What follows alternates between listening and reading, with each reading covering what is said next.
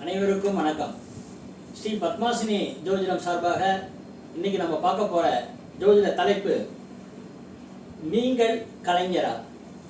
கலைஞர் அப்படின்னா என்ன அப்படின்னா, திறமைகள் யார் யாருக்கு என்னென்ன திறமைகள் இருக்கோ அந்த திறமைகளை வளர்த்து கொண்டு அந்த திறமையை செயல்பட்டு செய்யறது. சில பேருக்கு பார்த்தீங்கன்னா அவங்களுடைய மனசில் திறமைகள்லாம் இருக்கும், அவங்களுக்கு உள்ள திறமைகள்லாம் இருக்கும். அந்த திறமையை வெளிக்காட்ட மாட்டாங்க. அது எப்படி இது பண்ணணும்னா, அந்த திறமையை வெளிக்கொணரணும்.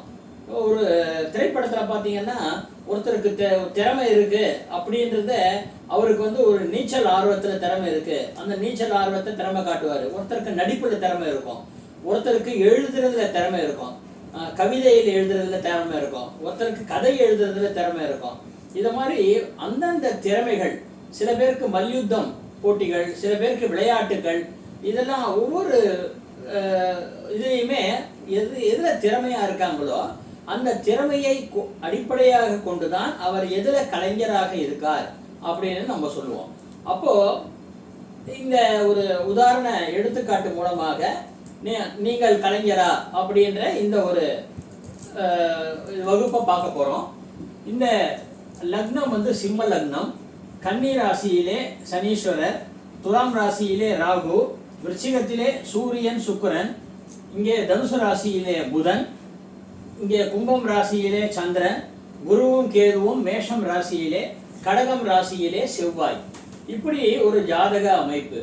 இப்போ பொதுவாக ஒரு இது எப்படி அப்படின்னு கேட்டிங்கன்னா, இவ்வளோ நவகிரகம் சூரியன் சந்திரன் அங்காரகன்னு சொல்லக்கூடிய செவ்வாய் புதன் குரு சுக்கிரன் சனி ராகு கேது, இந்த 9 கிரகங்கள்ல இந்த கலைஞர் அந்த ஒரு கலை திறனை பற்றி சொல்லக்கூடிய கிரகம் எது அப்படின்னா சுக்கிரன். அந்த சுக்கிரன் எந்த ஒரு ஜாதகத்திலும் ரிஷபம் ராசியில், ஆட்சி வீடான ரிஷபம் ராசியில் சுக்கிரன் இருந்தாலோ, துலாம் ராசியில் சுக்கிரன் இருந்தாலோ,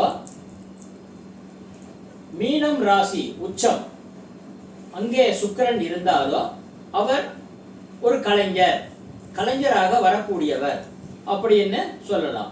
அதே மாதிரி சுக்கிரனுடைய நட்சத்திரம் பரணி பூரம் பூராடம், அப்போ அவர்கள் ஒரு கலைஞர் அப்படின்னும் சொல்லலாம். இதை பரணி பூரம் பூராடம் பொறுத்தவரையும் அங்கே சந்திரன் இருந்தாலும் சரி, லக்னம் அமைந்தாலும் சரி, அது ஒரு கலைஞர் அப்படின்னு சொல்லலாம். இங்கே சிம்மம் ராசியிலே லக்னம் அமைஞ்சிருக்கு, அப்போ இவர் ஒரு கலைஞர் அப்படின்னு எடுத்துக்கலாம். அவர் எந்த துறையிலே கலைஞராக இருப்பார் அப்படின்னா, இது பார்த்தீங்கன்னா சூரியனுடைய வீடு லக்னமாக இருக்கு. அப்போ சூரியன்றது ஒரு தலைமைத்துவம், லீடர்ஷிப் எடுத்துக்கொள்ளக்கூடிய ஒரு திறமை இருக்கு, நல்ல ஒரு ஞானம் உண்டான இது இருக்கு. அது மாதிரி எந்த ஒரு இதில் இருக்குன்றதை நாம் பார்த்து இவர் இந்த துறையில் கலைஞர். விளையாட்டுத்துறை அப்படின்னா, இப்போ செவ்வாயோடையே சுக்கிரன் இருக்காருன்னு வச்சுக்கோங்க, அப்போ அவர் விளையாட்டுத்துறையில் கலைஞராக இருப்பார் அப்படின்னு சொல்லலாம். இங்கே பார்த்தீங்கன்னா சூரியனோடு சேர்ந்து சுக்கிரன் செவ்வாய் வீட்டில் இருக்காரு, அப்போ சுக்கிரன் கண்டிப்பாக ஏதாவது ஒரு ராசி கட்டத்தில் கண்டிப்பாக இருக்கத்தான் போறார். ஆனால் நாம் சொன்னது இப்போ லக்னத்திலேயோ இல்லை ராசிலேயோ சுக்கிரன் சுக்கிரன் இருந்தாலோ இல்லை பரணி பூரம் பூராடத்தில் இருந்தாலோ அவர் கலைத்திறனில் மேம்பட்டு அவர் ஒரு கலைஞர் அப்படின்னு நாம் சொல்கிறோம். இப்போ நீங்கள் எல்லாருமே கலைஞர்கள் தான், உங்களுக்குள்ளேயும் ஒரு திறமை இருக்கு. அந்த திறமையை நீங்களே உசுப்பி விட்டு அதை வெளிக்கொணரணும், அவ்வளோதான். வேற ஒரு சில பேருக்கு சமையல் துறையில் கலைஞராக இருப்பார்கள், சில பேருக்கு பாடல் பாடுவதில் கலைஞராக இருப்பார்கள்.